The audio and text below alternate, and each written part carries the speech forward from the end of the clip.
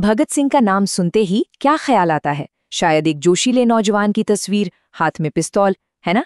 लेकिन ये कहानी का सिर्फ एक हिस्सा है। उस आग के पीछे एक तेज दिमाग भी था, जो पढ़ता था, सवाल करता था और एक नए भारत का सपना बुनता था। आज हम उसी भगत सिंह से मिलेंगे जिनके बारे में किताबों में कम पढ़ाया जाता है। वो विचारक जिसके असली विचार उसकी अपनी लिखावट में छिपे हैं। ये महज शब्द नहीं थे, ये 1929 में भारत की संसद में फेंके गए एक पर्चे का हिस्सा थे। ये एक ऐसे धमाके की गूंज थे जिसका असली मकसद दीवारों को हिलाना नहीं, बल्कि एक सोए हुए देश की चेतना को झकझोरना था। तो आखिर क्या था ये धमाका? क्यों इसे सुना जाना इतना जरूरी था? चलिए सीधे चलते हैं उस घटना के केंद्र में, जिसने भगत सिंह को घर घर में मशहूर कर दिया, असेंबली बॉम्ब कांड। देखिए, सब कुछ एक सोची समझी रणनीति का हिस्सा था। मार्च 1929 में ब्रिटिश सरकार 2 ऐसे बिल ला रही थी जो भारतीयों के अधिकारों को और भी कुचल देते। भगत सिंह ने जवाब देने का फैसला किया। 8 अप्रैल को उन्होंने और B.K. दत्त ने असेंबली में बम फेंके। लेकिन ये सिर्फ एक धमाका नहीं था, ये एक तरह का पॉलिटिकल थिएटर था। भागने की कोई कोशिश नहीं की गई, बल्कि उन्होंने नारे लगाए और जानबूझकर अपनी गिरफ्तारी दे दी। और यहीं पर कहानी में एक बहुत बड़ा ट्विस्ट है।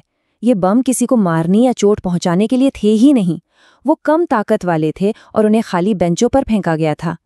असली हथियार बम नहीं था, बल्कि वो संदेश था जो उसके बाद आना था। जैसा कि उन्होंने खुद कहा, ये एक ऐसा धमाका था जो बहरों को सुना सके। ये हिंसा नहीं, बल्कि एक नाटकीय विरोध था। उस दिन असेंबली हॉल में सिर्फ धुएं के बादल नहीं थे, बल्कि एक नए विचार की आंधी भी उठ रही थी। अब तक आजादी के नारे वंदे मातरम जैसे होते थे, जो भारत को एक माँ के रूप में देखते थे। लेकिन भगत सिंह ने एक नया नारा बुलंद किया, इंकलाब जिंदाबाद, क्रांति अमर रहे। ये सिर्फ एक नारा नहीं, बल्कि सोच में एक बहुत बड़ा बदलाव था। अब ये लड़ाई सिर्फ अंग्रेजों को भगाने की नहीं थी, बल्कि एक ऐसी व्यवस्था बनाने की थी जो धर्मनिरपेक्ष हो और जहां कोई किसी का शोषण न करे। और ये सब हमें एक बहुत बड़े सवाल पर लाकर खड़ा कर देता है। आखिर वो कौन सी सोच थी, वो कौन सी विचारधारा थी जिसने सिर्फ 21 साल के एक नौजवान को इतनी गहरी राजनीतिक समझ दी कि वो इस तरह की प्रतीकात्मक और सोची समझी कार्रवाई कर सके? इस सवाल का जवाब हमें इतिहास की मोटी मोटी किताबों में नहीं, बल्कि खुद भगत सिंह की अपनी लिखावट में मिलता है। उनकी जेल नोटबुक जो उन्होंने अपने आखिरी सालों में तैयार की, हमें उनके दिमाग के अंदर झांकने का एक मौका देती है। ये सिर्फ एक डायरी नहीं, बल्कि एक क्रांतिकारी के विचारों का नक्शा है। भगत सिंह के लिए जेल की सलाखें कोई अंत नहीं थीं, बल्कि एक नया मोर्चा था। उनका मकसद साफ था। पहला, अपने मुकदमे को एक नेशनल स्टेज बनाना, जहां से उनके विचार पूरे देश तक पहुंचें। दूसरा, भूख हड़ताल जैसे विरोधों से दुनिया को अंग्रेजी हुकूमत का क्रूर चेहरा दिखाना।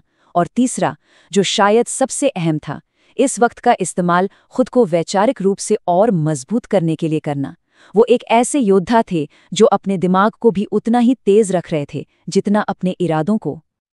उनकी कोठरी एक लाइब्रेरी बन चुकी थी। वो सिर्फ पढ़ नहीं रहे थे, बल्कि दुनिया भर के महान विचारकों से एक तरह का संवाद कर रहे थे। रूसो और थॉमस पेन से उन्होंने आज़ादी और अधिकारों के बारे में सीखा। मार्क्स और लेनिन से उन्होंने शोषण और वर्ग संघर्ष को समझा। ये दिखाता है कि वो सिर्फ एक भावुक देशभक्त नहीं थे, बल्कि एक ऐसे विचारक थे जो अपने लड़ाई को एक ग्लोबल कॉन्टेक्स्ट में देख रहे थे। तो इन सब किताबों को पढ़कर, इन विचारों को समझकर भगत सिंह ने आखिर कैसे भारत का सपना देखा? उनकी नोटबुक हमें सीधे उन वैचारिक स्तंभों तक ले जाती है जिन पर वो एक नया आज़ाद हिंदुस्तान खड़ा करना चाहते थे। भगत सिंह के लिए आज़ादी का मतलब सिर्फ अंग्रेज़ों का जाना नहीं था। नहीं, वो एक कहीं ज्यादा गहरी आज़ादी चाहते थे। उनकी नोटबुक में लिखा है कि असली क्रांति तब होगी जब मजदूरी और मुनाफे का खात्मा होगा। आसान शब्दों में कहें तो वो एक ऐसा समाज चाहते थे जहां कोई मालिक किसी मजदूर का शोषण न कर सके। उनका लक्ष्य सिर्फ सरकार बदलना नहीं था, बल्कि पूरे सिस्टम को बदलना था, ताकि कोई अमीर और कोई गरीब न रहे। उनकी नोटबुक में ब्रिटिश राज के खिलाफ सिर्फ गुस्सा नहीं है, बल्कि एक पैनी वैचारिक आलोचना है। उन्होंने लिखा कि ये सरकार बेहद कठोर, लोहे जैसी और पुरानी है, जो किसी भी बदलाव को रोकती है। उन्होंने इसे दुनिया की सबसे अनैतिक शासन प्रणाली कहा और उन्होंने साम्राज्यवाद को सिर्फ एक विदेशी शासन के तौर पर नहीं देखा, बल्कि इसे पूंजीवाद का ही अगला और ज्यादा खतरनाक रूप माना। एक ऐसी व्यवस्था जो सिर्फ मुनाफे के लिए दूसरे देशों को लूटती है। और धर्म के बारे में उनके विचार शायद उस दौर के लिए सबसे ज्यादा क्रांतिकारी थे। उन्होंने अपनी नोटबुक में कार्ल मार्क्स की मशहूर लाइन लिखी, धर्म उत्पीड़ित प्राणी की आह है, यह जनता के लिए अफीम है। भगत सिंह का मानना था कि धर्म लोगों को उनके असली दुश्मनों यानी शोषण और गरीबी से भटकाता है। उनके लिए एक सच्चा क्रांतिकारी बनने का मतलब था हर तरह के अंधविश्वास को छोड़कर सिर्फ तर्क और विज्ञान पर यकीन करना। तो अब जब हम उनके विचारों की गहराई को समझ चुके हैं, तो चलिए देखते हैं कि कैसे ये विचार सिर्फ कागज तक सीमित नहीं रहे। भगत सिंह ने अपने सिद्धांतों को जिया और आखिर में उनके लिए अपनी जान भी दे दी। अब कहानी उस मोड़ पर है जहां सिद्धांत इंसान से भी बड़ा हो जाता है। आज़ादी कैसे मिलेगी, इस पर उस दौर में दो बहुत बड़े विचार आमने सामने थे। एक तरफ गांधी जी का अहिंसा का रास्ता था, जो कहते थे कि हमें क्रांतिकारियों के साहस की तारीफ करनी चाहिए, लेकिन उनके तरीकों का समर्थन नहीं करना चाहिए।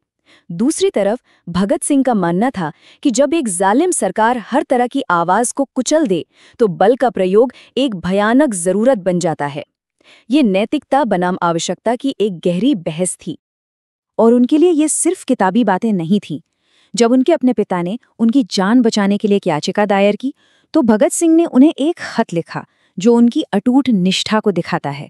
उन्होंने लिखा, मेरा जीवन इतना कीमती नहीं है, इसे मेरे सिद्धांतों की कीमत पर खरीदना बिल्कुल भी सही नहीं है। सोचकर देखिए, एक बेटा अपने पिता से कह रहा है कि उसके विचार उसकी जिंदगी से भी ज्यादा कीमती हैं। और अंत तक, बिल्कुल अंत तक, उन्होंने लड़ना नहीं छोड़ा। अपनी आखिरी याचिका में उन्होंने माफी नहीं मांगी, बल्कि उन्होंने मांग की कि उन्हें अपराधियों की तरह फांसी ना दी जाए, बल्कि एक युद्धबंदी के रूप में फायरिंग स्क्वाड से गोली मारी जाए।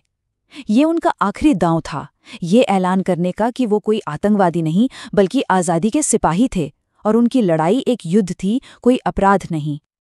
अंग्रेज हुकूमत ने भगत सिंह के शरीर को तो खत्म कर दिया, लेकिन एक चीज थी जिसे वो कभी नहीं मार सकते थे, उनके विचार। और यही हम उनकी असली और स्थायी विरासत पर पहुंचते हैं, वो विचार जिन्हें मारा नहीं जा सकता। जैसा कि उन्होंने खुद उस असेंबली में फेंके गए पर्चे में लिखा था, और जो आज भी उतना ही सच है, व्यक्तियों को मारना आसान है, लेकिन आप विचारों को नहीं मार सकते। शायद इस विश्वास को सबसे खूबसूरती से वो लाइनें बयां करती हैं जो उन्होंने अपनी नोटबुक में अमेरिकी कवि वॉल्ट विटमैन से ली थीं। आज़ादी के लिए मारे गए लोगों की कोई कब्र ऐसी नहीं जो आज़ादी के लिए बीज न उगाती हो, जिसे हवाएं दूर तक ले जाती हैं और फिर से बोती हैं। उनका बलिदान एक अंत नहीं, बल्कि एक नई शुरुआत का बीज था। और ये हमें एक आखिरी सवाल पर छोड़ जाता है। किसी भी बड़े बदलाव के संघर्ष में, चाहे वो अतीत का हो या आज का, आखिर में क्या टिकता है? वो काम जो किया गया या उसके पीछे का विचार?